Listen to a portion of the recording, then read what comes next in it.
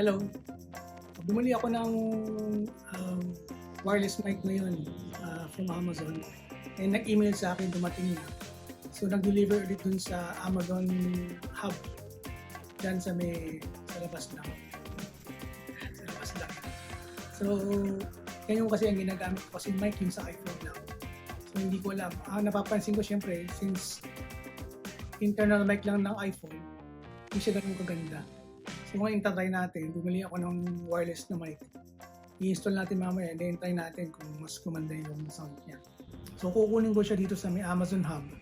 So siguro mga around 5 minutes walk lang, malapit lang dito. Okay, so kunin na natin.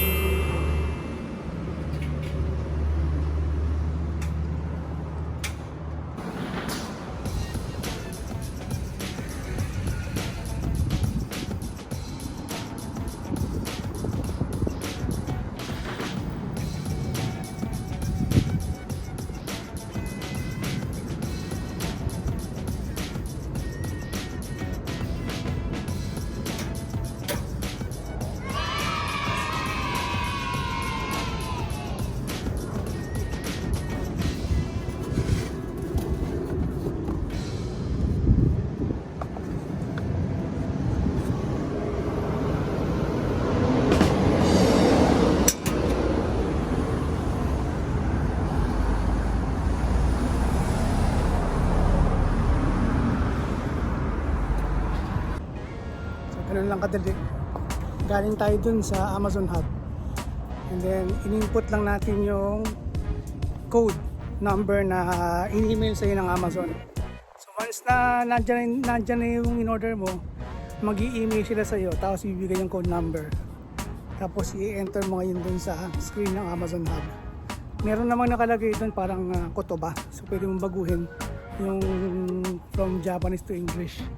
Kung mukha natin medyo ang kanji natin is 5 minutes lang kaya natin. After 5 minutes hindi ba tayo marunong ng kanji.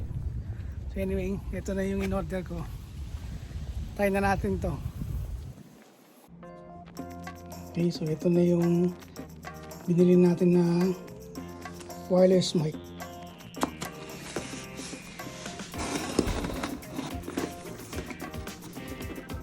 Okay.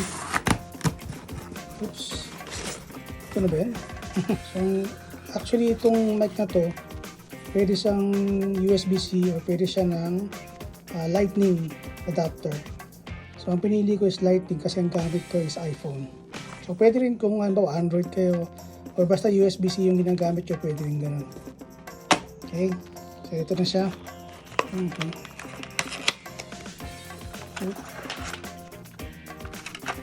Ito naman siyang manual. Ayan. Ang galing basahin, kanji. Ganyan kadali sa Japan. So ito ngayon yung dalawang transmitter. And then ito yung receiver. Tapos meron siyang kasamang USB-C, dalawa. Okay, para sa charging to ng dalawang transmitter. Then ito, silica gel. Kainin natin. Joke lang, hindi kinakain to.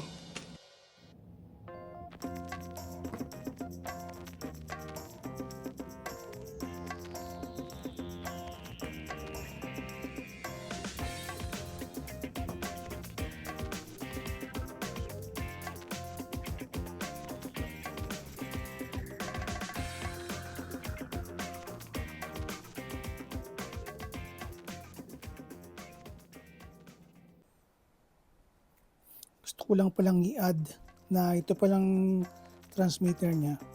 So ito clip, naiikot siya. Ayan, naiikot siya. So maganda to, for example, pwede mo ikapit sa jacket mo pa ganyan. No, naka-side yung clip. O kung sa t-shirt mo, pwedeng pa ganyan. Or pwede mo, gusto mo kaliwa naman. O gusto mo pataas, nasa yan.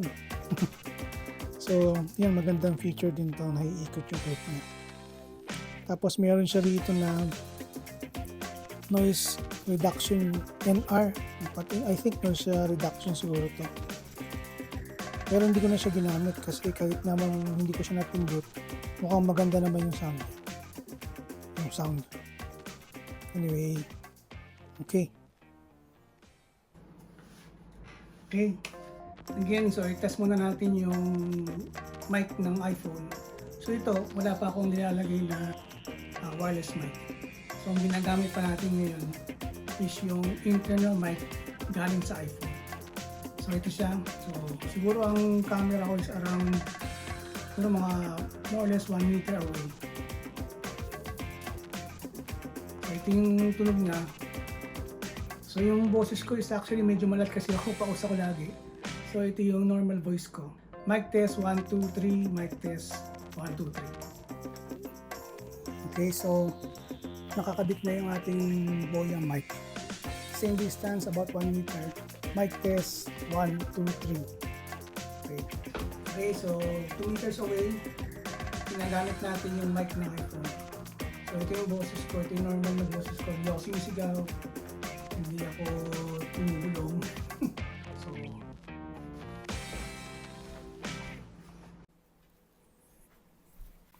So mic test 1, 2, 3, 1, 2, 3. Same voice, pause na boses, and nasa loob ng apartment. So ito yung sound niya. So anong tingin niyo mas maganda, yung sa iPhone o itong sa Boya? So nasa kulig na space tayo. So hindi ko alam ngayon kung pag nasa labas na, kasi sa labas pag yung iPhone ang gamit mo medyo mahangin, maingay, maraming mga noise sa labas. Ayan, yun lang. So anyway, ito siya. Mic test 1, 2, 3, mic test 1, 2, 3.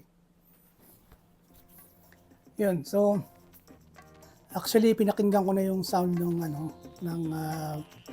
mga video ko, ginawa ko ng video. Yung sa iPhone tsaka itong sa Boya wireless mic. So siguro hindi rin masyadong maganda yung pagkakalagay ng mic ko kanina, medyo nandito siya sa baba. Kaya medyo minsan mahina yung boses ko. For example, kung ganyan kalayo yung camera, since medyo nasa loob tayo ng apartment, pagka hindi ko gamit yung Boya mic, mas malakas yung echo niya. Unlike itong paggamit ko yung mic, itong Boya mic, parang tingin ko mas less yung echo niya. So hindi ako sure kung tama yung dinig ko o tama yung pagkakarinig ko. So yun lang napansin ko sa kanya. So anyway, yun lang nakita kong pagkakaiba nila. Peace. I forgot na mention pala kanina, so yung model pala ng Boya na binili ko sa Amazon. So ito yung box niya. So ang nakalagay sa kanya is Boya BYB2. So yun ang model ng mic na to. So yun lang. Okay. Yun, so lalabas muna tayo. So ito siya, nakakabit siya sa may bag ko. Okay, pas na.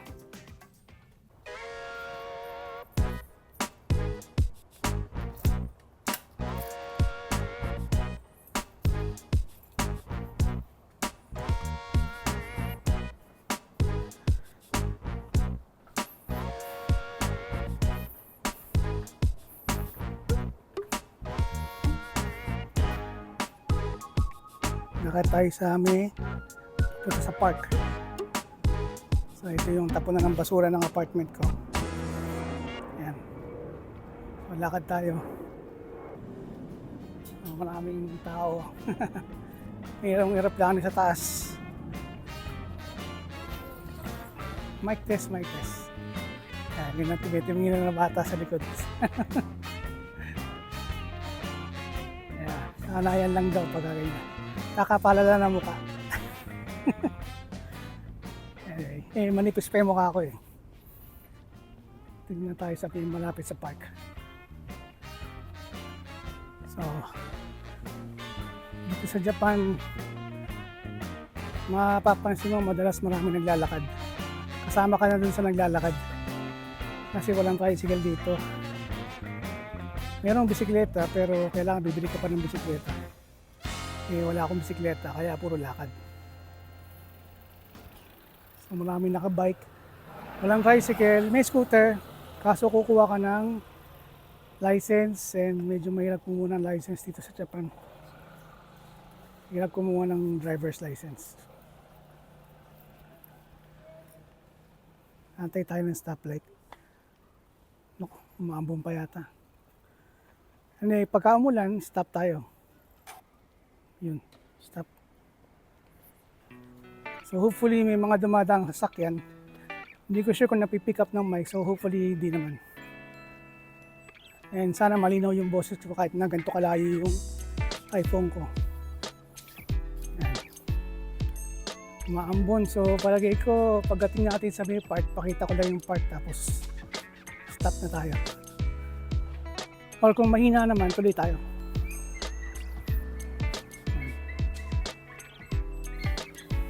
Maraming tao sa may park. Tawid muna tayo. Ayan. Maraming tao ngayon naglalakad dito. Pwede ka mag-jogging dito.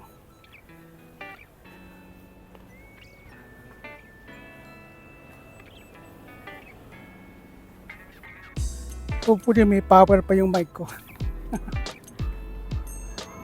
Fresh from the box. Hindi pa yung lakad. So, steady na natin.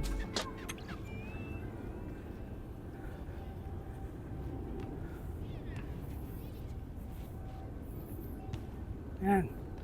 So maganda maglakad dito kasi mapuno, maraming halaman. Teka, papakita ko sa inyo. Ayan o. Oh. See? Maraming halaman. Actually, may park nga sa may kaliwa ko dito kasi maraming tao. Ayoko naman itapat yung camera. Baka magalit sila kasi for privacy. Mga Hapon kasi very particular sila sa privacy nila eh. Ayan. Pupunta lang tayo dun sa may parang fountain. I-test natin yung mic doon.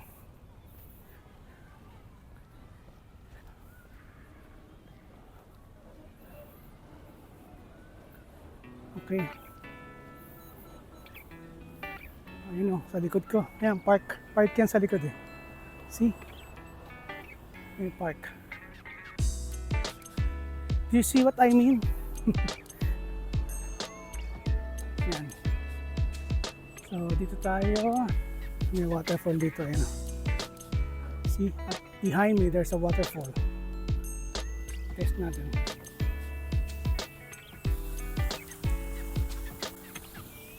So, about 2 meters away. Ito yung sound ng mic niya. Layo pa tayo. Layo ng konti. Ayan. So, medyo malayo na tayo. Almost, siguro mga 3-4 meters away. Tapos ito na yung waterfall. So, hindi ko na kung naririnig pa ako rito tsaka yung sound ng waterfall kung malakas. So yun, testing, mic test.